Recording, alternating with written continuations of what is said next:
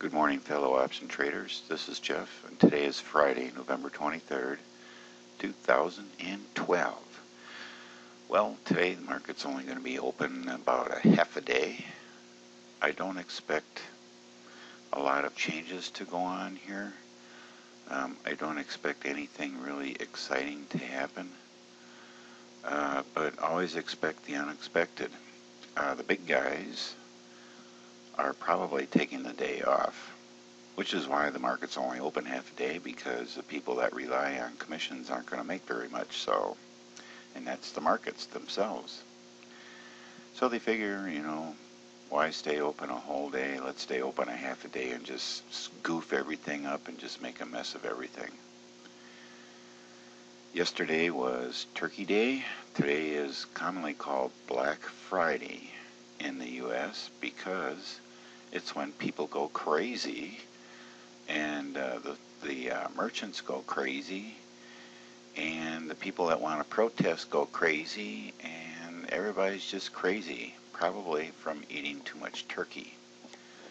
And that's part of the reason why Wednesday we were talking about Amazon pre-market to figure out whether we really wanted to get into that or not. And we did, or at least I did. I don't know about you, but I did. I did an at the money weekly at that time, and we are currently pretty much at the money. Let me zoom in on here. You can see that I just bought it at the end of the day, or entered this trade at the end of the day.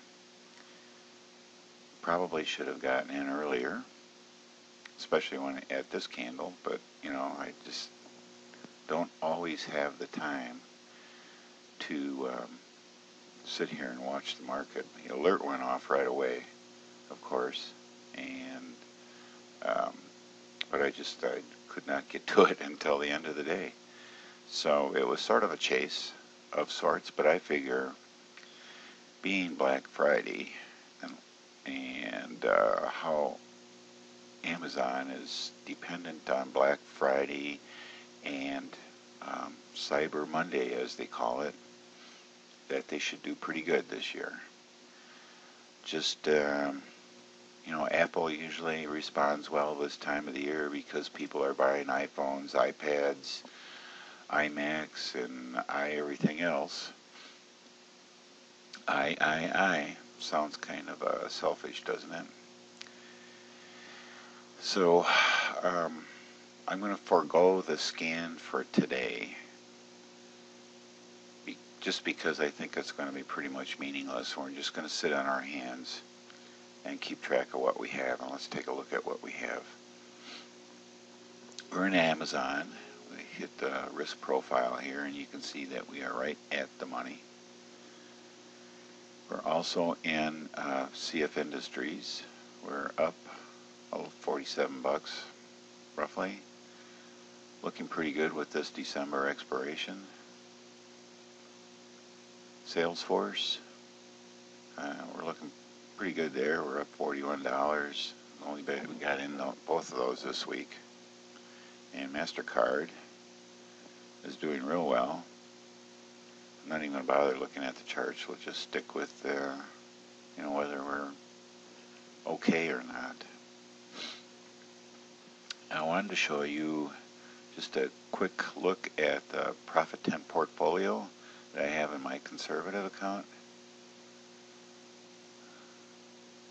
Let me uncheck the insurance policy, which is these 52 put calendar that I have on here.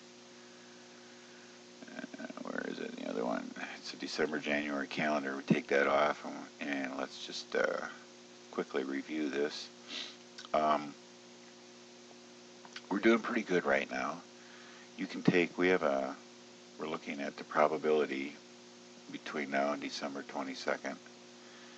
We're up $346 at the moment. Let's go set the slices to break even, and let me show you something here. We have currently, looking at this, we have this saying at 13.67 probability of expiring in the money from this price and lower. So that's from break even at 60.54.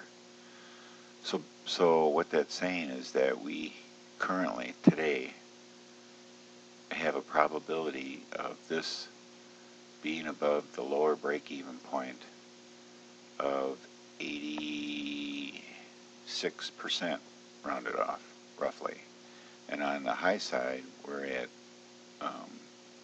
97.5% roughly rounded off of it being profitable on the upside.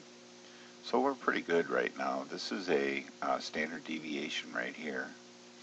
If we wanted to take a look and see where we would be for max profit, what probability, we could just click and drag this up to the max profit here, which is right here at the highest point before we flatten out. And we're sitting at a 73% roughly rounded off probability. So that's looking pretty good for right now. Go back down here and reset our slices. Not concerned about the calendar, the insurance policy. That's just, you know, hanging out there, and this is what it looks like. If you wanted to scrunch this up and move it over, you can see this little bump down here, which is right at our strike price of $52 if the market takes a crash. Keep a close eye on that because that always is a possibility. Now, I think on the last recording too, there's something else I want to cover. I mentioned that there are some underlines that currently have weekly options for 6 weeks, for the next 6 weeks. And Q's is one of them. So let's take a look here. You can see that we have 1, 2, 3, 4, 5, 6 weeks. They call this quarterlies, but they're not going to, I don't know why they call this quarterlies, because this might be the quarterlies here, because I think it's the end of the month when they do the quarterlies. But be that as it may, this should really be called weekly. But you can see that there are currently offering 6 in a row, and that's on the Q's. And let me look at my list here. EEM, you can see that there's 6 there. GLD, there's 6 there. IWM, there's 6 there. And you can write these down. Bank of America, there's 6 there. Now here's the thing about Bank of America, and I find this kind of ludicrous. I can't believe people are actually trading options. I can't think of a reason why they would be trading options on a $9 stock. I mean, you might as well just buy the stock. If you want to spend $9, why don't you buy some at-the-money calls on Apple? I think you make a lot more money on your $9 than you would if you bought this stock. Anyway, not my say. I look at open interest. There's a lot of open interest, so somebody's doing it. I'd like to, if anybody has an idea why you would do that, I'd like to hear about it. XLF. I know it's hedging strategies, but you could use something else for a hedging strategy. Citigroup. Our friends at BP, who's just, they love the United States so much they just keep throwing money at us. We looked at the Q's, SPY, of course. And the I company, Apple. Oops.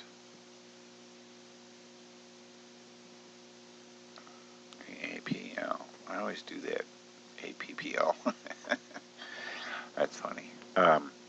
Yeah, our friends at Apple, the I company. So those are, to the best of my knowledge, and I thank Don up in Canada for letting me know about that. I didn't even realize it. Those are the ones that are offering. It's just a test of 6 weeks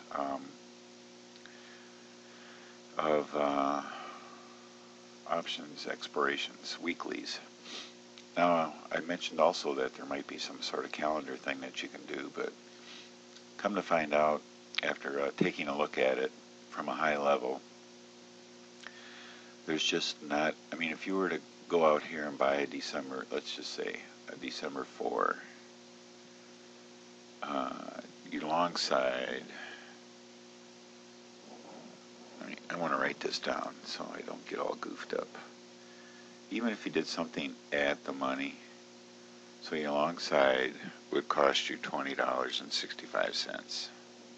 Alright, so let's just say, theoretically, and I don't know if this is going to be worth anything here or not. Let's say that today we're at 560, right? That's the one, that's the strike we did. I have a short-term memory problem. I think I was actually looking at January, so let's look at January. And the 560 is 2720. Alright, I'll write that down. And then we go back here and we take a look at, I don't know what we would have gotten for this one when we bought it, or when we sold it. So let's look at this 560, that's 875. And then we'll go back here to say, well, let's say that we roll that now. And if we roll it, we can get $1.98 for it. So that reduces our cost basis for that by roughly $2, so that's $6.75 that we would pay for that, or that we wouldn't be paying for it, but that's what it would end up being, our not our cost basis, but our actual, how much we would take in. And let's just say that you could do that every week for the next 5 weeks. So that's 5, and that's assuming that Apple stays around 560. And that's best case scenario. So 6.75 times 5 weeks equals 33.75. So you would end up making, if Apple stayed at 560 for the next 6 weeks, you would end up making about $6. So the deal here is that the key is that Apple stays at 560. We know it's not.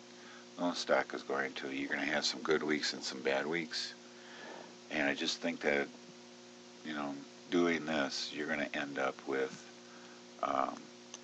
losing money with transaction fees and everything else.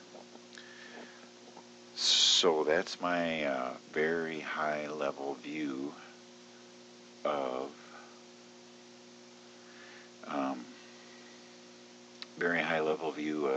doing calendars on those weeklies. So that was one trade idea that I had. Probably not going to work out.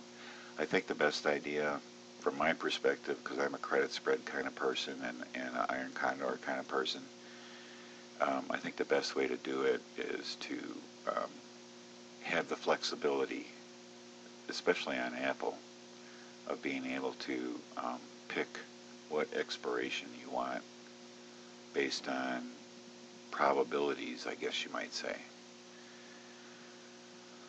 And alright, so that's it for today. This weekend I might make 1 or 2 videos and discuss some other things. But otherwise, thanks for watching. Have a great day and happy trading.